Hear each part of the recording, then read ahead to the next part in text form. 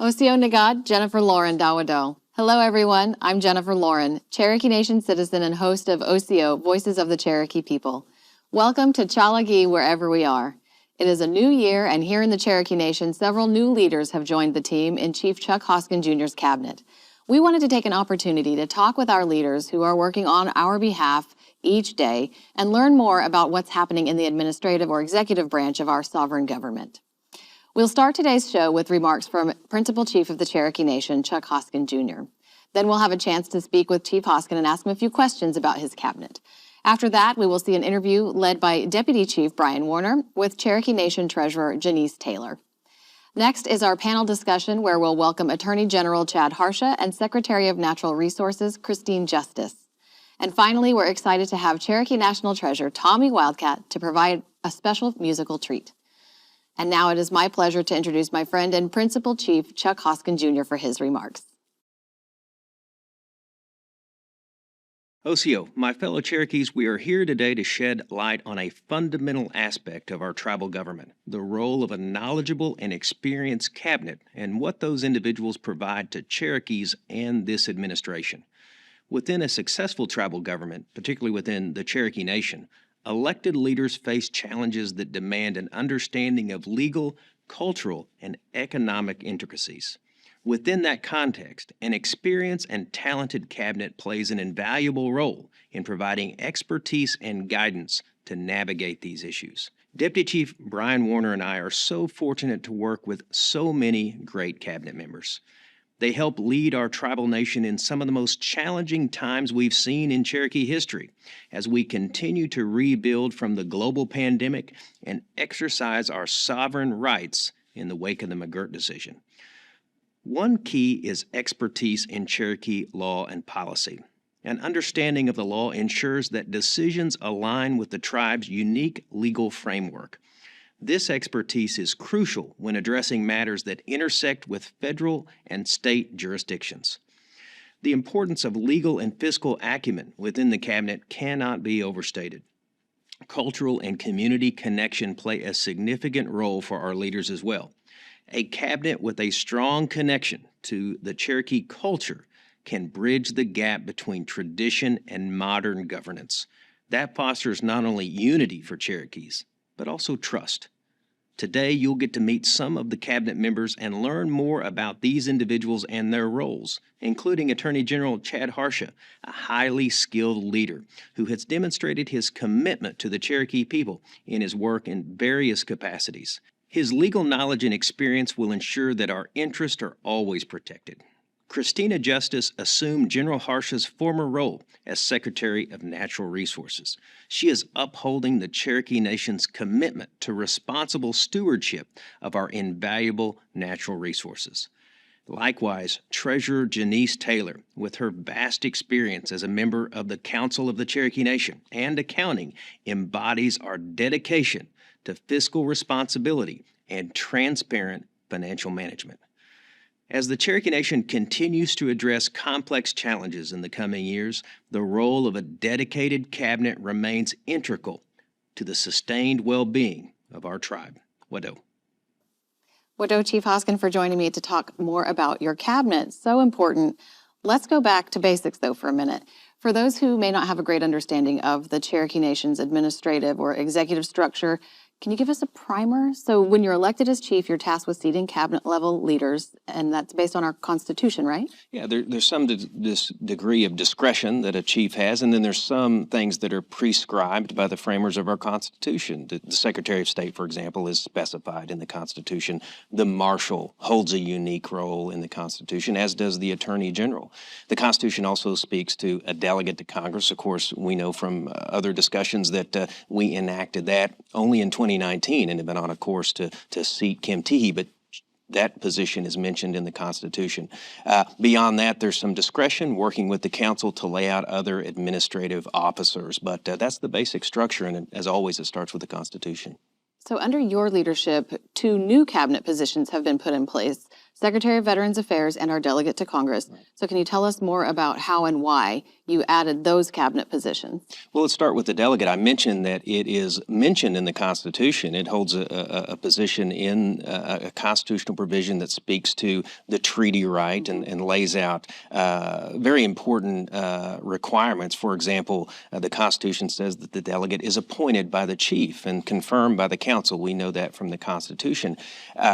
Kim Teehee serves in that position, but the decision to make the delegate part of the cabinet was something that the deputy chief and I talked about because that role is so important to our relationship with the United States and our interaction with the United States. And so making that a cabinet position was something that is a blend of both what the Constitution says and what, as Principal Chief, I thought was the best arrangement for our government. Now, Veterans Affairs is something that every chief that has served has had care and concern about. The opportunity, though, to make a cabinet-level Veterans Affairs officer, essentially, in the executive branch was one that I took the opportunity to work with the council on. And part of it is because we had the perfect person for it, and that's really important.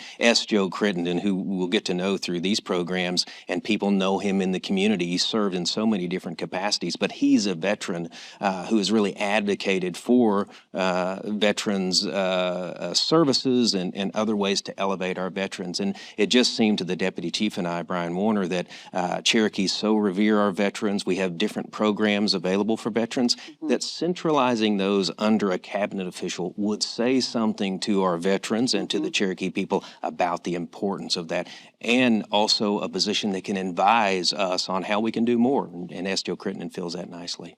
Yes, he does. Okay, finally, can you tell us more about your expectations for these cabinet members? They're put in place to help you accomplish your goals as principal chief, but their duties go beyond that, correct? They do. And so there's a few things that you look for in cabinet members. Certainly the subject matter expertise is something that's important, but just someone who has a heart for their fellow Cherokees, who understands Cherokee community life. And here's what's really important. It doesn't matter whether it's a corporation or a government, anything involving lots of people, you got to have good teamwork. And I think that's a critical skill of any cabinet member. Unfortunately, we have that in spades among our cabinet members. Well, thank you very much for taking the time to help us all understand how things work in the executive branch. And we're going to meet some cabinet members, and we're excited about that. And Wado for being here and for your leadership. We now go to Tahlequah, where Deputy Chief Bryan Warner is joined by Cherokee Nation Treasurer Janice Taylor to discuss her role in ensuring our tribe's success. CO, I'm Bryan Warner, Deputy Principal Chief of the Cherokee Nation, and today I'm joined by the Treasurer of the Cherokee Nation, Miss Janice Taylor. Just like me, Treasurer Taylor also served on the council. She served 2 consecutive terms on the council, and then she was also a graduate of NSU, where she earned that accounting degree that she's been putting to work not only as the Treasurer of the Cherokee Nation, but before that, when she served on council, she was the Chairman of the Executive and Finance Committee, and then also later serving as the Secretary of the Tribal Council, I believe, from 2018 to 2021. And so I was fortunate enough to be able to serve alongside Treasurer Taylor, and the things that I learned the most about her was her unwavering dedication to the Cherokee people. And when you talk about the Cherokee people, you cannot talk about these things until you start talking, and people will say, well, what is your budget? And these are some things that she has been very dedicated to. She has the financial acumen to make sure that as a sovereign government, the Cherokee Nation puts forth the best fiscal stewardship of any other tribe in the nation, bar none. Some of these things that I admire about you is your ability to be able to take something that is so gargantuan and break it down into simple, common sense ways. But tell me a little bit about how has it been being appointed on Chief Hoskin's cabinet level as the treasurer so far. Tell me how you've been doing. It's a lot. It really is. And I'm thankful for the opportunity, but we do have a huge budget, $3.8 billion this year, and just trying to make sure that it is all spent appropriately, because what a lot of people don't realize, Deputy, is anywhere from 60 to 73% of our budget each year are not our own funds. They come with strings attached. So if you get funding from, say, the Department of Interior, you have to spend it accordingly, and you have to document that you did that. And so that is a lot of what we do. And so taking the funding that we get and trying to make it fit into the priorities that we have are what we do here every day. Tell me a little bit about the team that you became a larger part of. I know you worked with them when you were on the E&F chair, but tell me about this team of people here in financial resources. Well, we have a wonderful controller. Jamie Cole has been with the tribe for over 20 years, and so he has a wealth of knowledge that he brings with him. But a lot of the people in the Office of Financial Resources, several that have been here 30 years or better, and you just can't touch that historical knowledge with that. They bring something to the table that you don't get. And then I have some younger ones coming up that are into the technology and they're eager to learn. And so it has just been a great, really a meshing of the family over here. And it's been wonderful. I have the best team here at Cherokee Nation. I agree. I agree. You brought up something that I didn't think of before, but technology. You came into this role and technology, it had been here somewhat, but not like it is today. So tell me some of the highs and lows of being able to do online applications and what that has done to your department. It has streamlined a lot of things, and it has increased the workload a lot, because when it is easy to apply, when you don't have to come here to Tahlequah for everything to apply, more people are going to take advantage of it, which is exactly what we want. We've been able to reach out to the at-large community like never before, because they can just plug in and see what's available and go with that. I think it has made our payments to our citizens more secure in a lot of ways. And one thing, if you look back, when you first took office as deputy chief, everything was paper. The pandemic forced us to get with the program, and it has been great. We've got a wonderful IT team that you just kind of tell them what you need, and they can write the program and they can get it up and going. So it's been exciting to watch. Yes, that's outstanding. Well, you mentioned the pandemic, and so I know part of that time you were still serving on council, and then you came over. Tell me what it's been like handling, all of you had the COVID relief money, and then you had the American Rescue Plan dollars. Tell me a little bit about those couple of things. Well, I want to go back to before we had those funds, because we had a situation on our hands and we reached within our own financial resources. And I'm not talking about this office. I'm talking about the resources that we had at Cherokee Nation and the talent that we had. I don't think anybody was doing their actual job at that time. They were doing what it was taking to take care of our citizens, whether it was food that they needed, vaccines that they needed, PPE. We fixed some houses just so people could go back to their own house rather than living with family to try and spread people out. And I was so proud of the way our tribe came together with just what we had. We didn't stand here and wait for somebody to come rescue us. And then, as you said, a few months into it, we got our CARES distribution, and we were able to take a measured approach to that. We knew what the needs were, and we could take the approach to get the funds out to best suit our citizens. And then when the American Rescue Plan Act came along, that is about rebuilding.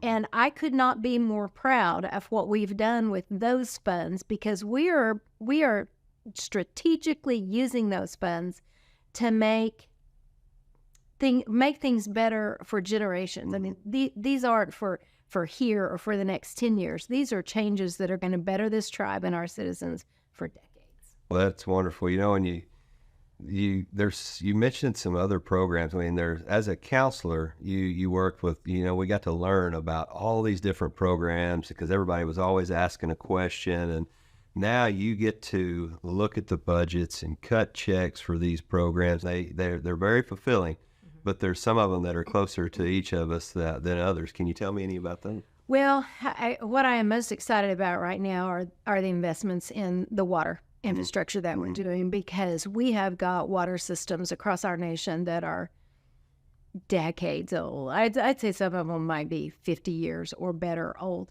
And the thing with those is not only are they dilapidated and falling apart, they're not serving the communities, but they're limiting the growth of those communities. Yes. And so we are able to go in and put millions of dollars into small communities that will allow them to have that growth, both residential growth and industrial or economic growth. And so I am excited about that. So now, we've talked a little bit about our ARPA dollars and all these things, and typically the buzzwords, you hear a lot of transparency, accountability.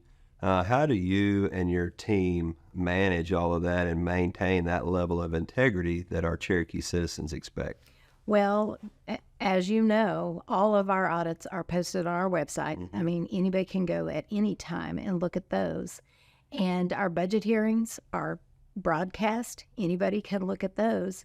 And then one of the things that I'm most proud of, and I have said this in public meetings, is our desk review of our CARES funding that we spent.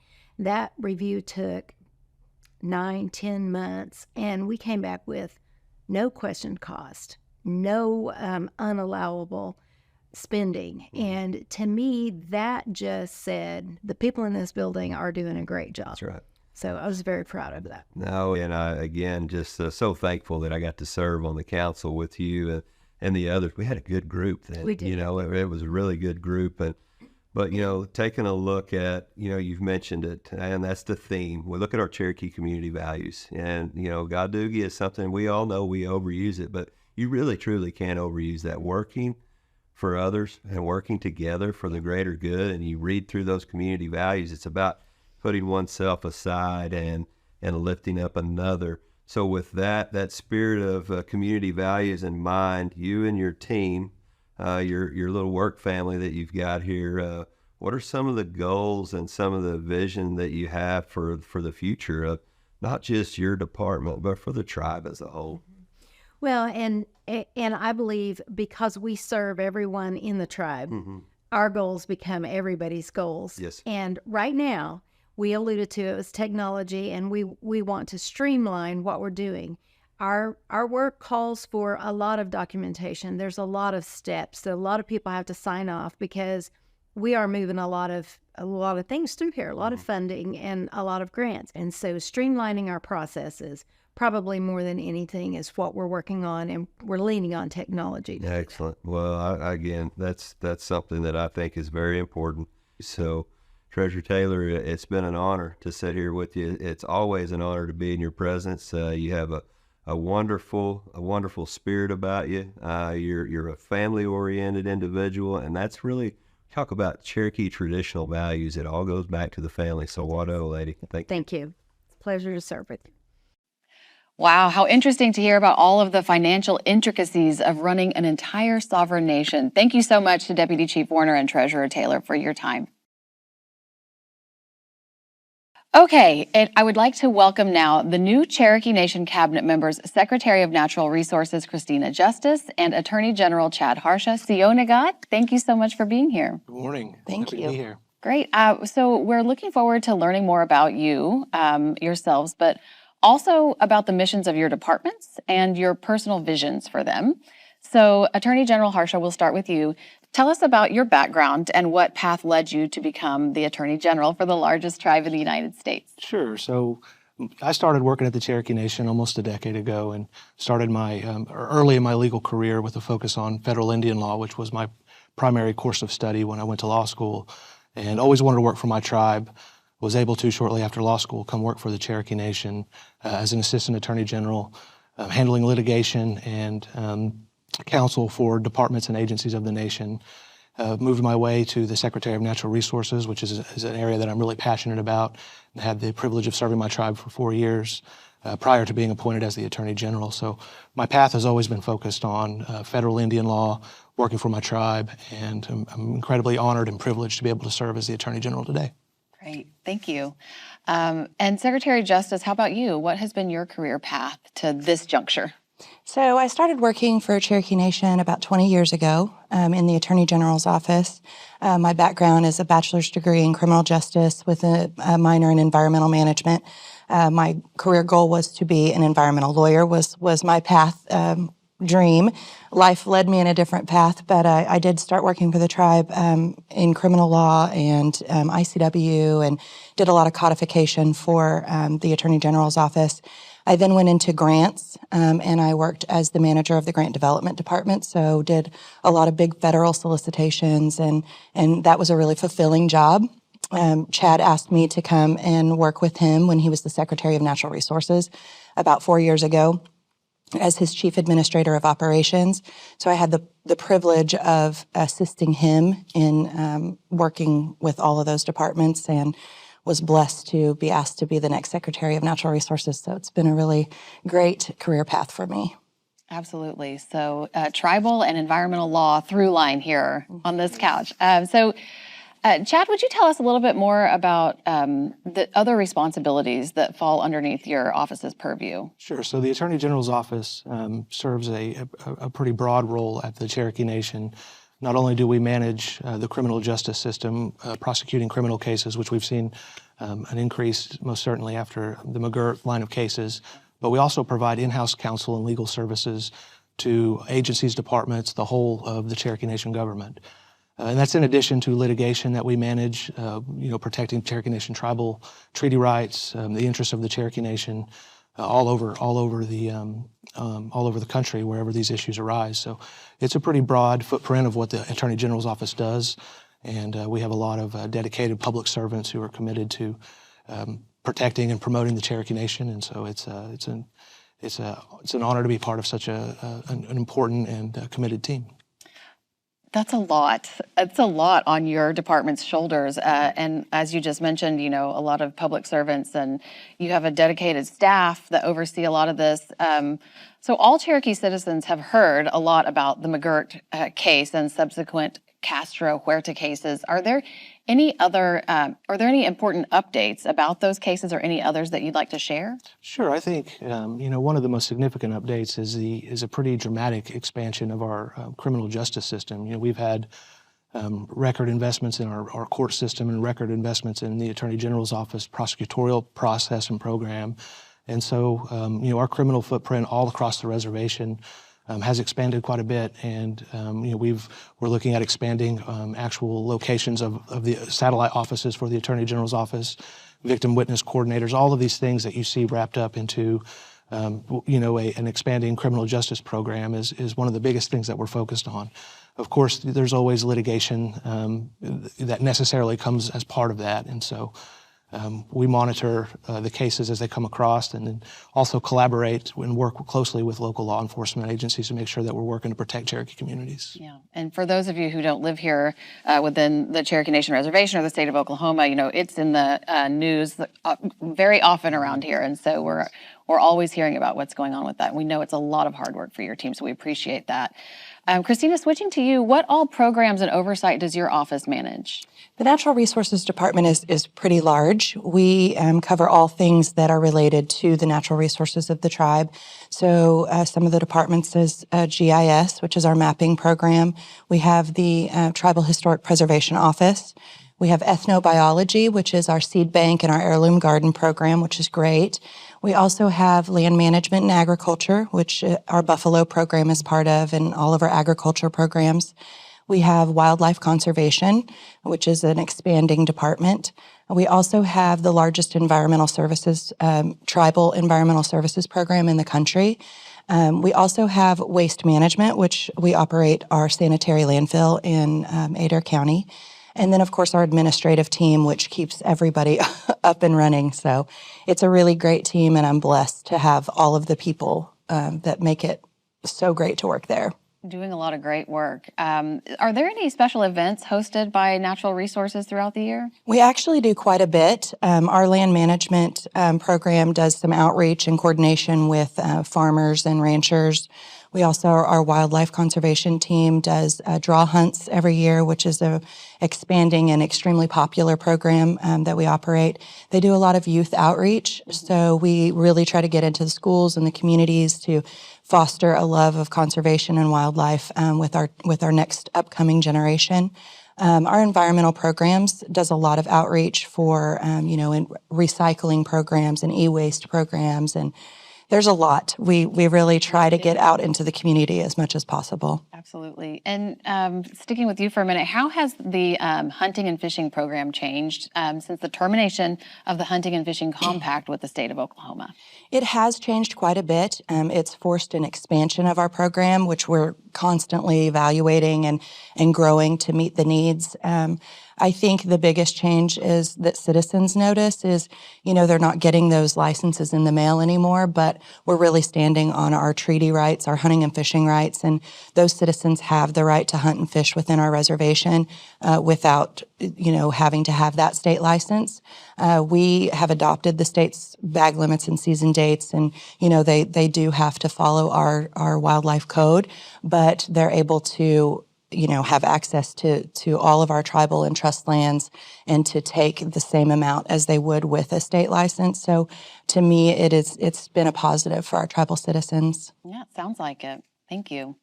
Chad, finally, what will be the primary focus of the Attorney General's office under your tenure? Sure. I think the primary focus is what it always has been, in my view, and that is, protecting and promoting the sovereign interest of the Cherokee Nation.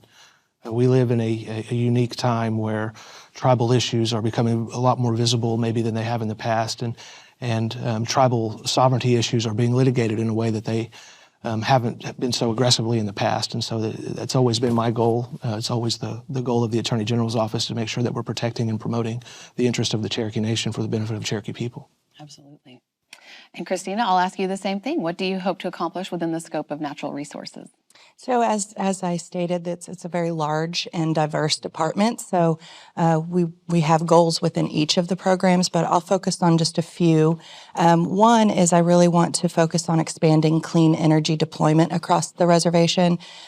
Chief Hoskin has a pledge to reduce our carbon footprint by 25% by 2027. And in order to do that, we need to really expand, all of those sort of clean energy deployments, solar, EV infrastructure, and all other manner of reducing that carbon footprint. So that's going to be a big focus. Another area is, of course, repatriation of our cultural artifacts and our ancestors and all of these things that are contained in museums all over the world, actually. And it's another priority of Chief Hoskin that I'm going to help him to really focus on that area.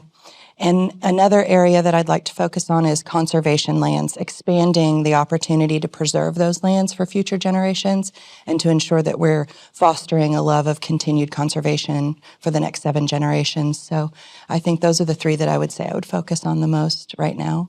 Wow. And, all of those topics are so important, I think, for all of us Cherokees. And so it's great to know that you all are working on these things. Well, this has been a very enlightening conversation. Thank you both, Secretary of Natural Resources Christina Justice and Attorney General Chad Harsha. I certainly appreciate both of you taking your time to share your insights and allowing us to have a heads up on what's coming in the future. And good luck to both of you, and thank you so much to you and everyone in your offices for everything that you do for the Cherokee people. We know it's a lot of hard work, and we appreciate it. Absolutely. Thank you. What Our last segment of the day is a musical one. We are all very excited to once again welcome Cherokee National Treasure, Tommy Wildcat. Tommy?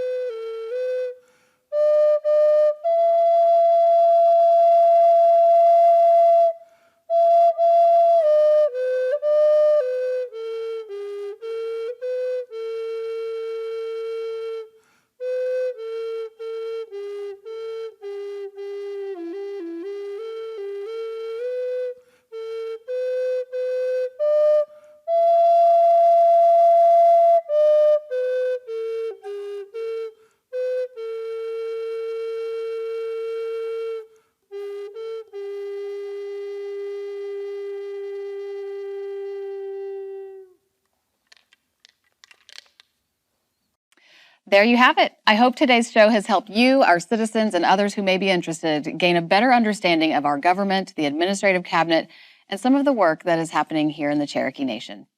Of course, you can always learn more on the Cherokee Nation's website, cherokee.org, and by following Cherokee Nation on social media.